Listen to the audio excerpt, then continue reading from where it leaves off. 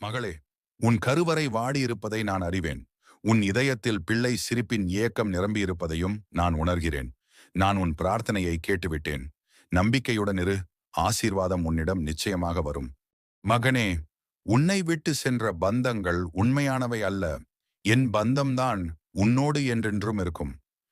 பணம் இல்லாமல் கைவிட்டவர்கள் உன் உயிரின் மதிப்பை அறியாதவர்கள். ஆனால் நான் உன் உயிரின் ஒளியை பார்க்கிறவன். உன் உழைப்பே உன் கௌரவம், உன் நேர்மையே உன் உண்மையான ஆடை.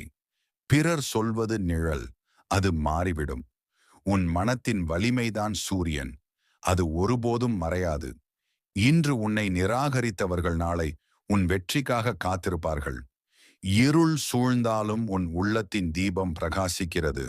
அதை யாராலும் அணைக்க முடியாது. பணம் போய்விடலாம், ஆனால் உன் நம்பிக்கை என்ற செல்வம் உன்னை உயர்வுக்கு நடத்தும். நான் உன்னோடு இருக்கிறேன். உன் ஒவ்வொரு அடியும் என் சக்தியால் நிறைவடையும். நீ உயர்ந்து நிற்கும் நாள் தூரமில்லை.